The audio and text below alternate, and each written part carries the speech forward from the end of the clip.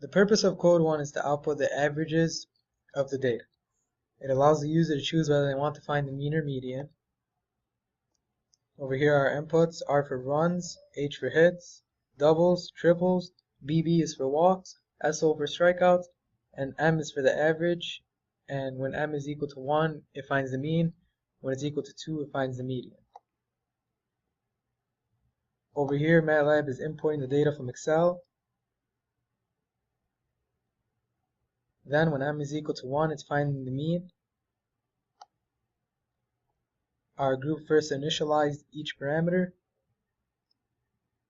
The thing you need to know about our code is that MATLAB only counts the data if the player's home runs is greater than 0. So when the player's home runs is equal to 0, then it completely ignores that player, and this will allow us to get the most accurate data. Then MATLAB, within the for loop, adds up each of the scores going down the column, and then divides it by the total amount, which gives you the mean. Else if M is equal to 2, that's when you're trying to find the median. First we put each parameter into a vector, and then again home runs have to be greater than 0 in order for it to count. And then over here it defines each column of each parameter, and it takes the median of that when it's in the vector. After that, MATLAB will display an image of a bar graph of each average. And then finally, here are the outputs that will be used as inputs in the next code. So to run this code, you're going to want to copy and paste over here.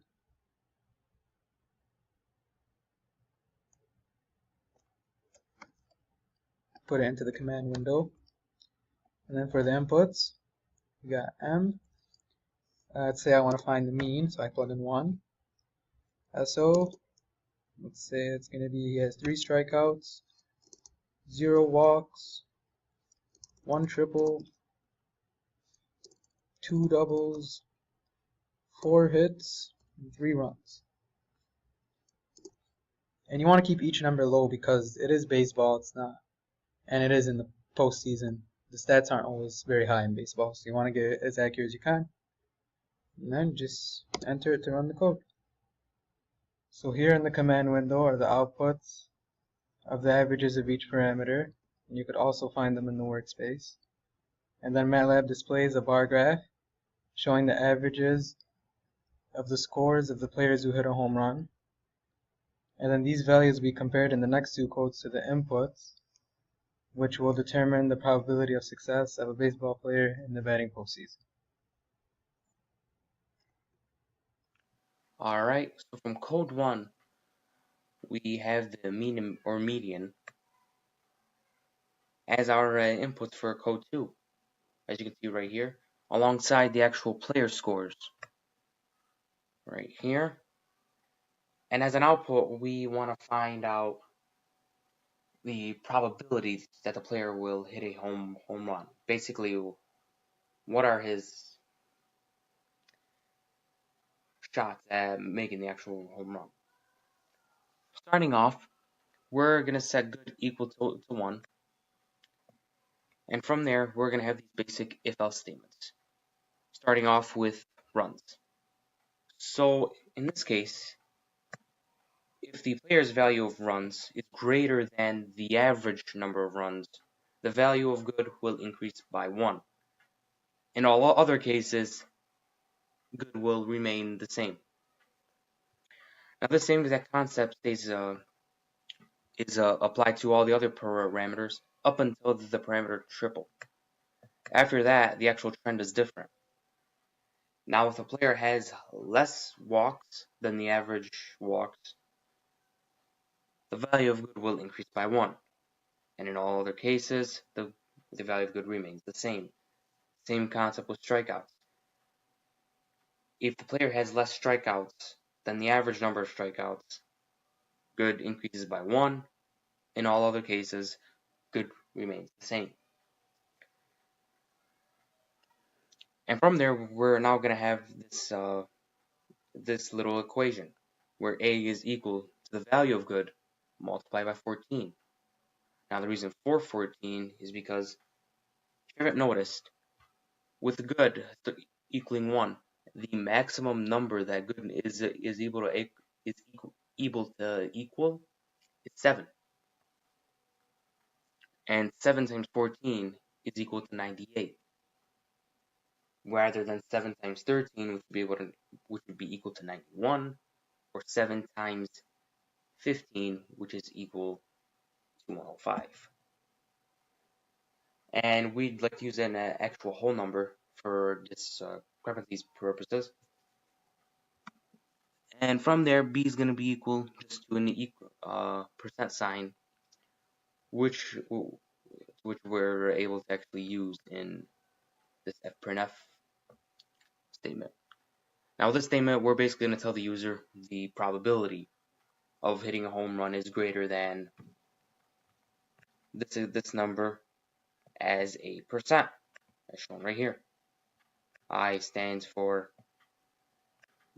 A, and B is for %s, and the \n is just to end the line. Lastly, from there, we're just going to graph our data. And in order to actually graph, we're going to make a vector. And within each row, you're going to have the player's runs and the average runs. Or to be more general, each parameter and its average parameter in every separate row, as shown right here, where you have the player's runs and the average runs, average hits, and moving all the way down the actual vector. Next, you're just gonna graph the bar graph of the vector. Gonna make a Y label for the bar graph, an X label. Then you're gonna make a legend. That way, then you can actually tell the user the differences between the player stats and the average stats. We're then gonna give a title for the graph, shown right here: player scores versus average scores. And lastly, to actually have each parameter's name under the set of columns, we're gonna first create a cell array of labels, which shows runs, hits, doubles, triples, walks, strikeouts, all those parameters. And then we're just gonna set them under each set of columns. Now, an example of this, let me show you, would be right here, where we have A is equal to some random list of numbers, where we have the player scores and the average scores. From here, you'll get a probability of hitting a home run is greater than 56%, A is equal to 56, and as a graph, you'll be getting this.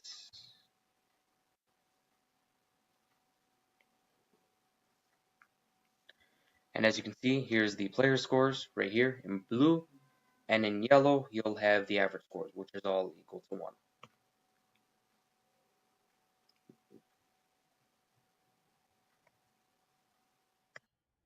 So code 3 will compare the player's scores to the statistical values from code 1. The variables C through H will calculate the difference between the mean or the median and the inputted value for the player. For runs, hits, doubles, and triples, we would subtract the average from the player's input. And we do the opposite for walks and strikeouts, because low walks and strikeouts are considered good. And in that way, any positive value will represent good performance. Once we've calculated those values, we put them in a vector, take its length, and then calculate the maximum and the minimum through the codes below.